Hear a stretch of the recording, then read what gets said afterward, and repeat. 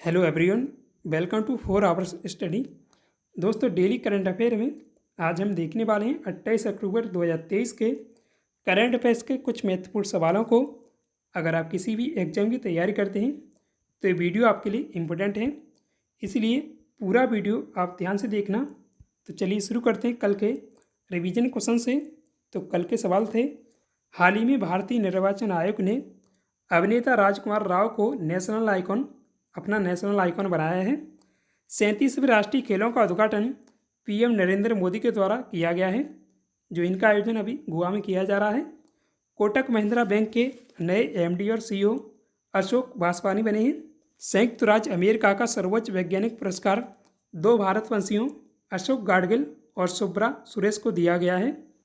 प्रधानमंत्री फसल बीमा योजना के विस्तार के लिए 30,000 करोड़ रुपए की मंजूरी दी गई है। हाल ही में भारतीय मुख्य न्यायाधीश DY चंद्रचूड़ को हार्वर्ड लॉ स्कूल ने वैश्विक नेतृत्व पुरस्कार प्रदान किया है। दुनिया के सबसे बड़े कपड़ा आयोजन भारत टेक्स 2024 की मेज़बानी भारत में ही इसकी मेज़बानी की जाएगी। हाल ही में भूटान और चीन देश के बीच सीमा विवाद को लेकर समझौता किया गया है। भीषण चक्रवात हामून बंगाल की खाड़ी में आया है। प्रतिवर्ष विश्व विकास सूचना दिवस 24 अक्टूबर को मनाया जाता है। और आज का पहला सवाल है, दुनिया का पहला AI सुरक्षा संस्था कहाँ बनेगा? तो ब्रिटेन में बनाया जाएगा। आंसर ऑप्शन नंबर बी है, ब्रिटेन आर्टिफिशियल इंटेलिजेंस यानी AI के नए स्वरूपों की जांच और परीक्षण में अग्रणी भूमिका निभा रहा है।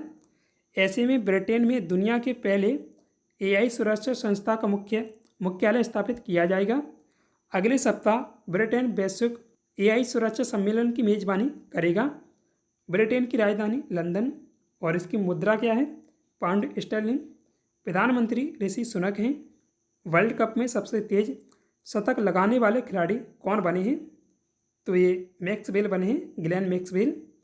आंसर है option number C, Glenn Maxwell. 25 अक्टूबर को दिल्ली के अरुण जेटली स्टेडियम में ऑस्ट्रेलिया और नीदरलैंड के बीच वर्ल्ड कप मैच खेला गया था। इसमें ऑस्ट्रेलिया के बल्लेबाज ग्लेन मैक्सवेल ने 40 गेंदों में शतक पूरा किया है। वनडे वर्ल्ड कप 2023 में मैक्सवेल ने 44 गेंदों में 9 चौके और 8 छक्के के दम पर 106 रन की पारी खेली है। मैक्सवेल ने साउथ अफ्रीका के बल्लेबाज एडेन मार्करम का रिकॉर्ड तोड़ा है, जिन्होंने 49 गेंदों में शतक लगाया था। अब नेक्स्ट क्वेश्चन है, मलयालम में लिखी गई नीलाभु कुदचा शिमगल किसकी आत्मकथा है? तो इसरो के अध्यक्ष S सोमनाथ की ये आत्मकथा है। आंसर है option number C, S Somnath. Malayalam में आत्मकथा का शीर्षक नीलाभु कुदचा शिमगल है, जिसका अनुवाद launch that truck the moonlight के रूप में किया गया है। यह पुस्तक कठिनाई को सामना करने में कड़ी मेहनत और दृढ़ता की शक्ति पर केंद्रित है। यह S सोमनाथ की अध्यक्षता में इसरो के चंद्रयान मिशन चंद्रयान 3 की भारी सफलता से प्रेरित है, जिसने भारत को देशों की एक विशिष्ट लेख में पहुंचा दिया है। यह पुस्तक केरल स्थित लिपि प्रकाशन द्वारा प्रकाशित की जाएगी, जो नवंबर 2023 में बाजार में लॉन्च होने वाली है। अहमदाबाद में आदि महोत्सव राष्ट्रीय जनजाति महोत्सव 2023 का उद्घाटन किस केंद्रीय मंत्री के द्वारा किया गया है? तो इसका उद्घाटन केंद्रीय मंत्री अर्जुन मुंडा के द्वारा किया गया है। आंसर ऑप्शन नंबर सी है, अर्जुन मुंडा। इस महोत्सव का आयोजन 25 अक्टूबर से 3 नवंबर 2023 तक गुजरात के अहमदाबाद हाट वस्त्रपुर में किया जाएगा। इसका आयोजन भारतीय जनजाति सहकारी विपणन विकास संघ के द्वारा किया जा रहा है। अर्जुन मुंडा केंद्रीय जनजाति मामलों के मंत्री हैं। गुजरात की राजधानी गांधीनगर है। मुख्यमंत्री भूपेंद्र भाई पटेल हैं और राज्यपाल कौन है? आचार्य देवव्रत। केंद्र सरकार के द्वारा किस राज्य की जमरानी बांध परियोजना को मंजूरी दी गई है? तो ये जमरानी बांध परियोजना उत्तराखंड की परियोजना है। आंसर है ऑप्शन नंबर डी, उत्तराखंड। यह परियोजना प्रधानमंत्री कृषि सिंचाई योजना कार्यक्रम के तहत पूरी की जाएगी। इस परियोजना से 57,065 हेक्टेयर भूमि सिंचाई के दायरे में लाई जाएगी। इसमें उत्तर प्रदेश की ज़मीन भी शामिल है। इस परियोजना से 14 मेगावाट की बिजली उत्पन्न की जाएगी। केंद्र सरकार 1557.18 करोड़ रुपये उत्तराखंड सरकार को देगी। मार्च 2028 तक पूरी हो सकती है। उत्तराखंड की राजधानी दो हैं, भरारीसेठ ग्रीष्मकालीन और देहरादून शीतकालीन है। उत्तराखंड के राज्यपाल गुरमीत सिंह हैं और मुख्यमंत्री कौन है? पुष्कर सिंह धामी उत्तराखंड के मुख्यमंत्री हैं। हाल ही में रिचर्ड राउंडट्री का निधन हुआ, वे किस क्षेत्र से संबंधित थे?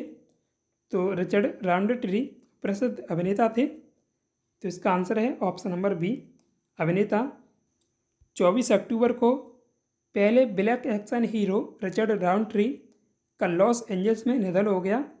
81 वर्षीय रिचर्ड पैनक्रियाटिक कैंसर से पीड़ित थे। रिचर्डसन को साल 1971 में रिलीज हुई सॉफ्ट फिल्म फ्रेंचाइजी से पॉपुलैरिटी मिली थी। रिचर्ड राउंडट्री ने 1977 में आई टीवी सीरीज रूट्स में भी काम किया था। रिचर्ड राउंडट्री की पॉपुलर फिल्मों में सॉफ्ट के अलावा once upon a time, when we were coloured और मैन फ्राइडे शामिल हैं। रिचर्ड काउंट्री का जन्म 9 जुलाई 1942 को न्यूयॉर्क, अमेरिका में हुआ था। एनसीईआरटी ने किताबों में इंडिया शब्द की जगह किस शब्द को लिखने की सिफारिश की है? तो ये भारत नाम लिखने की सिफारिश की गई है। इस पर अभी काफ़ी विवाद भी चला था, तो आंसर है ऑप्शन नंबर ए, भारत। 25 अक्टूबर को national council of educational research and training यानी एनसीईआरटी से हाई लेवल कमेटी ने किताबों में इंडिया के जगह भारत शब्द लिखने की सिफारिश की है। अगले साल एनसीईआरटी की कक्षा 1 से 12 तक की सभी किताबों के सेट में देश का नाम इंडिया की जगह भारत हो सकता है। एनसीईआरटी के अध्यक्ष दिनेश शगलानी ने कहा है, तो इसके अध्यक्ष याद रखिएगा। समिति की सिफारिशों पर अभी कोई निर्णय नहीं लिया गया है। एनसीईआरटी ने अपने सिलेबस में नई शिक्षा नीति के तहत बदलाव करने के लिए 19 सदस्यों की कमेटी बनाई थी। एनसीईआरटी भारत में स्कूल शिक्षा संबंधी सभी नीतियों पर काम करती है। एनसीईआरटी की स्थापना 1961 में हुई थी और इसका हेडक्वार्टर नई दिल्ली में स्थित है। हाल ही में भारत ने किस देश के साथ फिर से वीज़ा सेवा बहाली पर सहमति जताई है? तो अभी कनाडा के साथ काफ़ी विवाद चला था, तो वहाँ से वीज़ा सेवाएं बंद कर दी गई थी, तो इसके साथ अभी सहमति फिर से जताई गई है। आंसर है ऑप्शन नंबर बी, कनाडा।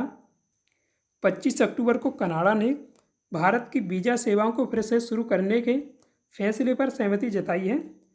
24 अक्टूबर को भारत ने कनाडा जाने के लिए वीज़ा सुविधा बहाल करने की बात कही थी। तनाव के बाद सितंबर 2023 में कनाडाई नागरिकों के लिए वीज़ा सेवाओं पर पाबंदी लगाई गई थी। खालिस्तानी आतंकी हरदीप सिंह निज्जर की हत्या के बाद भारत और कनाडा के बीच तनाव शुरू हुआ था। भारत ने 2020 में हरदीप सिंह निज्जर को आतंकवादी घोषित किया था। कनाडा की राजधानी ओटावा है और इसकी मुद्रा कैनेडियन डॉलर है। प्रधानमंत्री जस्टिन ट्रूडो हैं। परमाणु संचालित गाइडेड मिसाइल पनडुब्बियों को लॉन्च करने वाला तीसरा देश कौन बना है? तो ये चीन बना है। आंसर है ऑप्शन नंबर बी, चीन। चीन ने आधुनिक टाइप की 096 बैलिस्टिक मिसाइल सबमरीन बना ली है। चीन की सेना पर पेंटागन की नवीनतम रिपोर्ट के अनुसार चीन ने अपनी पहली परमाणु संचालित गाइडेड मिसाइल पनडुब्बियों को लॉन्च किया है। अमेरिका और रूस के बाद चीन यह उपलब्धि हासिल करने वाला तीसरा देश बन गया है। पेंटागन की रिपोर्ट 20 अक्टूबर 2023 को प्रकाशित हुई थी।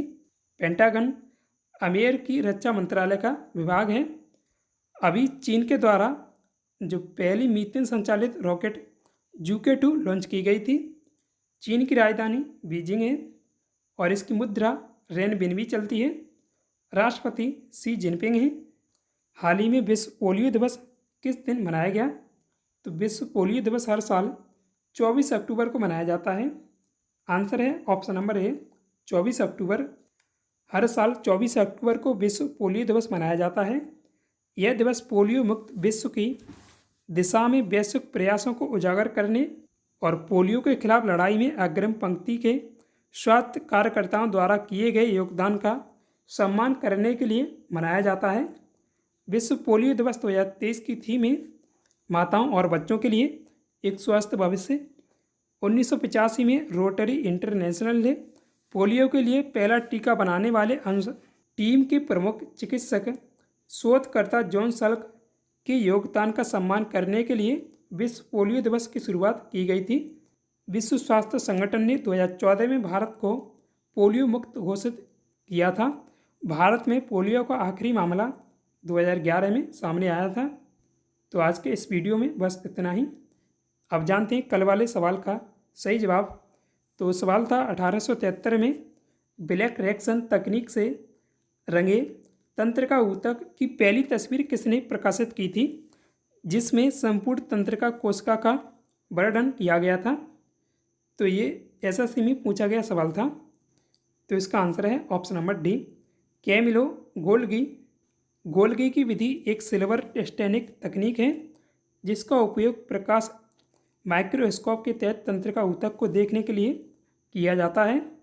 इस विधि की खोज एक इतालवी यानी इटली के चिकित्सक और वैज्ञानिक कैमिलो गोल्गी ने की थी, जिन्होंने 1873 में इस तकनीक से बनाई गई पहली तस्वीर प्रकाशित की थी। शुरुआत में इसे गोल्गी द्वारा ब्लैक रेक्सन नाम दिया था, लेकिन इसे बेहतर रूप से जाना जाने लगा गोल्गी दाग, या बाद में इसे गोल्गी विधि भी नाम दिया गया था। तो आपका आज का टेस्ट क्वेश्चन है, किस नदी को त्सोंगपो के नाम से भी जाना जाता है। तो इसका सही जवाब आप कमेंट में दीजिएगा। सो दोस्तों, उम्मीद करता हूँ आपको वीडियो पसंद आया होगा। वीडियो को लाइक करें, साथ ही डेली करंट अफेयर्स के वीडियो पाने के लिए अपने 4 आवर्स स्टडी चैनल को सब्सक्राइब भी कीजिएगा। Thanks for watch this video. जय हिंद, जय भारत।